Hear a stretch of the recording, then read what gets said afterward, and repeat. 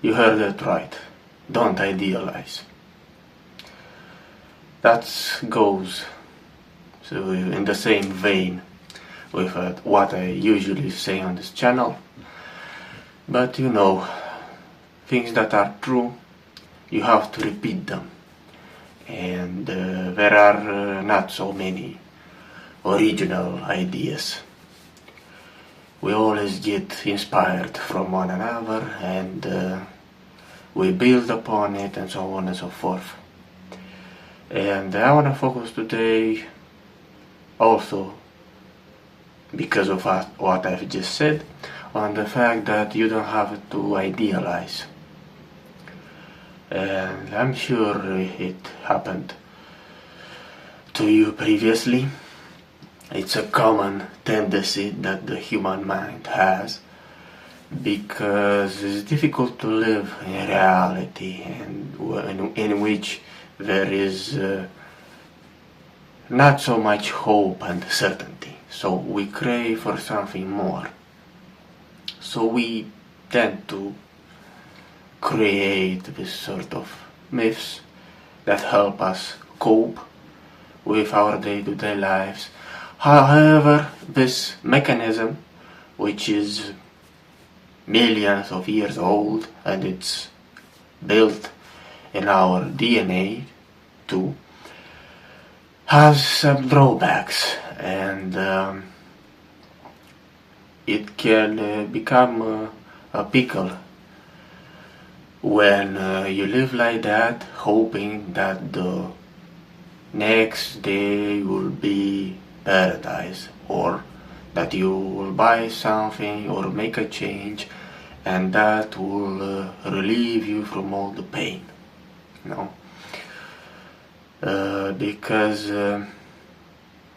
when you set your hopes too high, you risk to get extremely disappointed, and that's very bad. That might stop you from doing a lot of things. So we will have to learn to curb our enthusiasm, because we waste a lot of energy this way. And that's something that we shouldn't do, because our life force is limited. Although we might seem that we might have it in abundance, especially when we are inspired by something, or when we start doing something new, but something that we enjoy, and we kind of rediscovered that inner child, that naive ability to enjoy things as if they were new and fresh. And you can't do that if you have a distorted vision regarding the universe, and you look at it through some plain glasses. I'm not saying you should become a pessimist, but it's better to find a middle ground, although that's also relative, and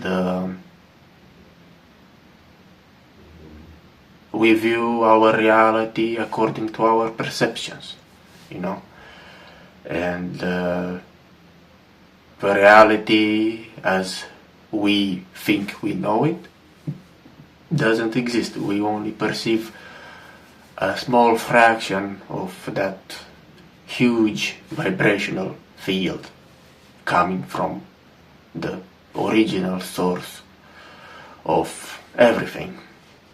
You might call it God or just the universe, it doesn't matter. And when we think that this universe owes us a lot, then we get disillusioned. And it happens when you want to search for another job, a new job, or when you meet somebody new and you think like you found some lost paradise, because we all want pleasure without suffering, without realizing that one doesn't exist without each other. We live in a contradictory world. And so when you are craving too much for gratification, your disappointment becomes soul crushing, and you might not even have a desire to do a new project. You can stop immediately doing what you feel like it's close to your heart. And you can lose motivation and enter some state of apathy. And I'm sure a lot of you have been through that. I suffer from it too, often. I'm even surprised why I began making YouTube videos. But to be completely truthful, it's not because I made a conscious decision to do it, but it's because there is something deeper within me that has understood that right now it's the time to finally express myself and share my viewpoint regarding all knowledge. And well, I'm always inclined to share stories because I think they are very relevant, and I would share one now, although I'll try to be brief. And well, as a teenager, I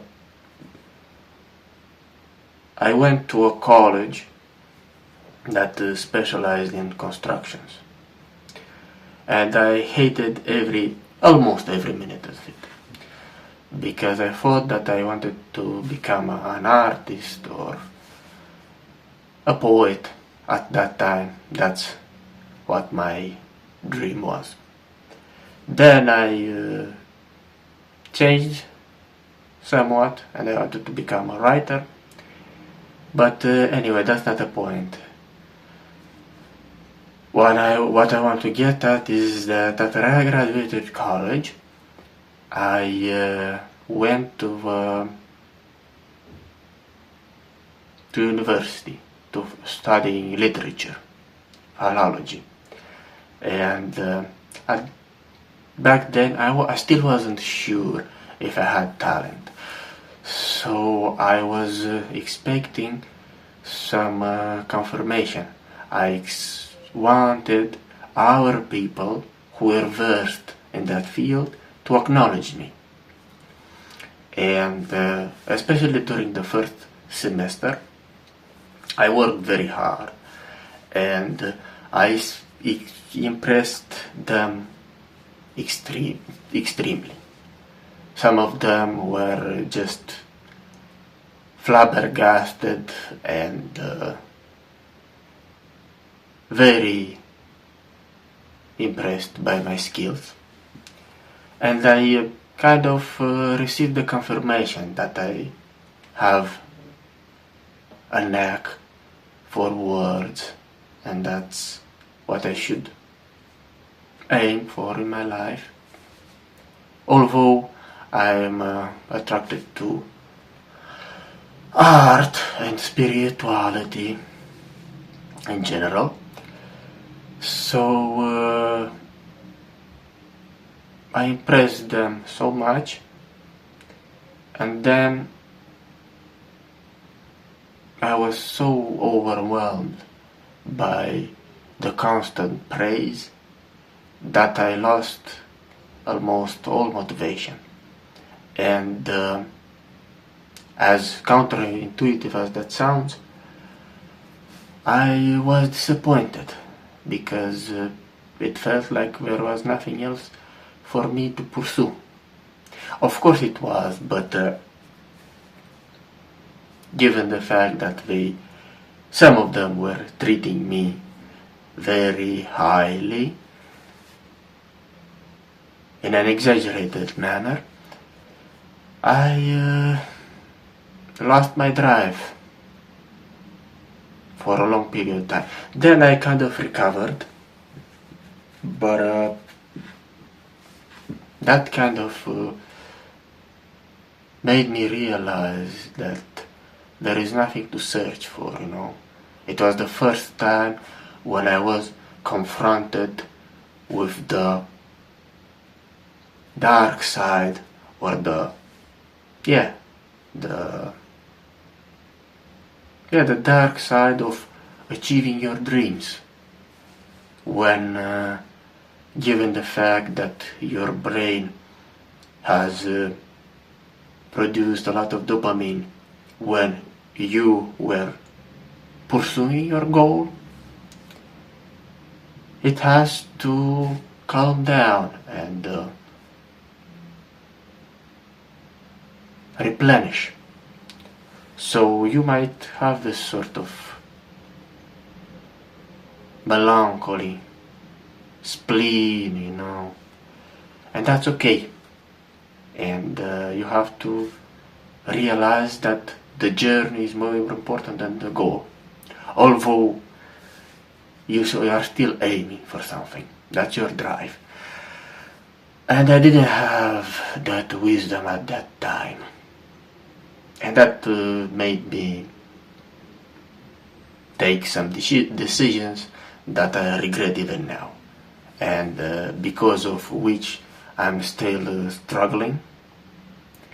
But that's another discussion. And it became crystal clear to me that it's better to have your feet on the ground, even though there is a certain force in you that pushes you mechanically to create some sort of fantasies, you know. I guess that's another cope mechanism that was helpful at the beginning when we were facing just immediate threats from the wilderness, and most of our suffering was physical, because we didn't have to worry about abstract things and the far future so much, and kind of were able to live in the moment, as strange as that might sound, and unbelievable, because I wasn't there. That's what I think. That's what I suppose. And just try to balance and be aware of that spring of energy that's within you, and that has